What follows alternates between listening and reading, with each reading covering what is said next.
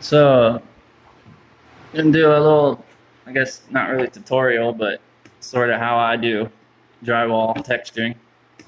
I guess it's a little thicker than pancake batter. A little thicker than pancake batter. And I do what we call, I guess in the South, we call it knockdown texture. I'm in the Midwest right now in South Dakota, so they call it high coverage, which it's the same thing, high coverage, knockdown. It's the same thing, pretty much. Same process at least. So this is a rehab. We skimmed all the walls. They were in pretty bad shape. And the orange peel texture that was originally on there was in pretty bad shape. So we skimmed everything, did a light sanding, and then I come back and do this knockdown texture. It's sort of like well, it's essentially what it sounds like it is. You texture it, you give it a little while, and then you come back and you knock it down. Also, it's like a high yield or high coverage type thing, especially for these rehabs. They're in pretty bad shape, so it covers a lot of crap, a lot of mistakes and just ugly stuff. It just covers really good. So we'll put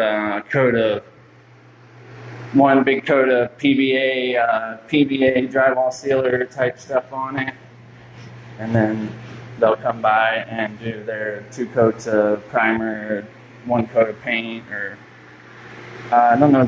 Yeah, I guess I know I do 1 coat of the PVA primer, and then I believe they come by with 1 coat of regular primer and then 1 coat of paint.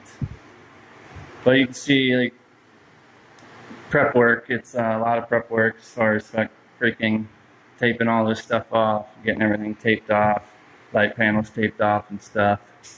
And essentially, once you get everything taped off, I got all these. There's some pretty big patches. This was a pretty big patch from where the TV hung. They put the TV mounting bracket on wet paint, so it peeled all the paint when we pulled it off. And then this one, there was a hole here for when they was running the wire through, the auxiliary wire. But yeah, essentially I just run around and I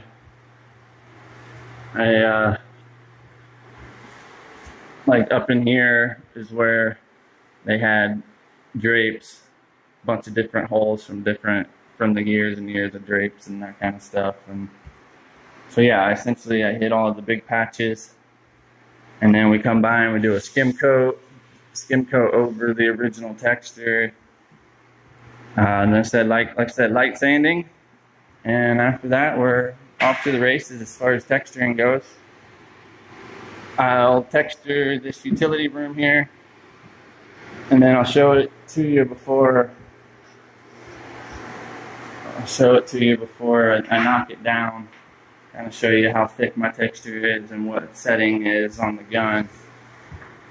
The setting that I do on my gun is, especially on this high yield or high coverage knockdown, I run that guy all the way open, and then I run it not the biggest hole, but 1 down from the biggest hole. So I guess it'd be like number 5 or 6 or 1, 2, 3, 4, 5. So number 6, like I said, not the biggest hole, but the 1 down from the biggest hole as I run it. And then, yeah, like I said, I just fill her up and let her go. My little compressor here, it sets on 90 PSI. She pretty well runs constant, but she does the trick. I don't do too many rooms at one time. I do a room or 2 and I kind of let her chill, and then do a room or 2 and let her chill. So I'll get back to you when I texture this other room here. Alright, so textured it. Like I said, texture pretty heavy. for this knockdown stuff, especially. Texture pretty heavy. It's on, yeah, explained on what settings and stuff it's on. So the next process is I go around and I clean the ceiling. Essentially, just take a knife, jam her into the corner, and pull out. So we'll go around and I'll do that all around the hole.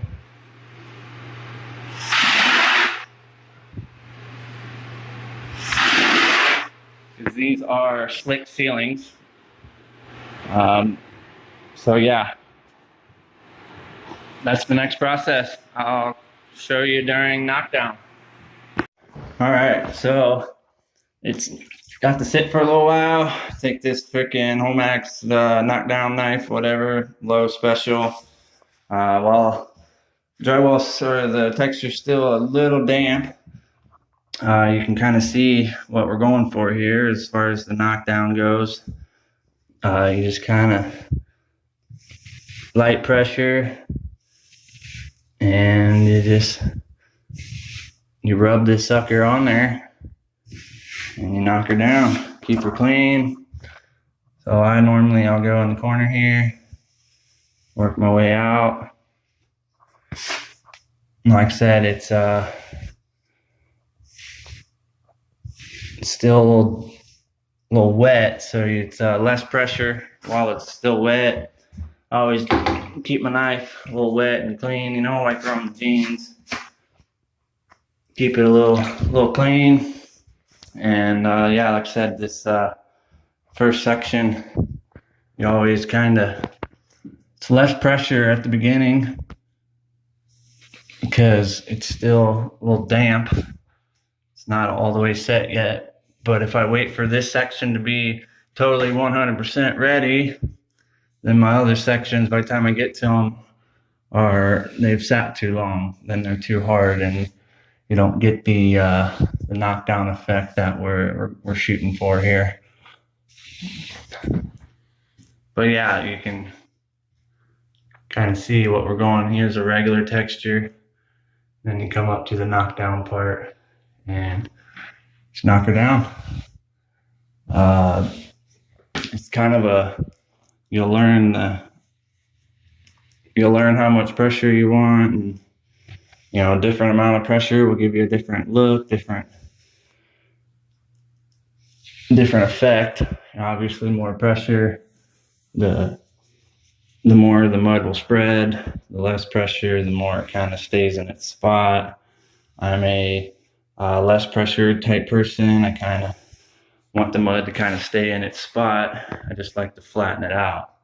So you'll get the hang of her.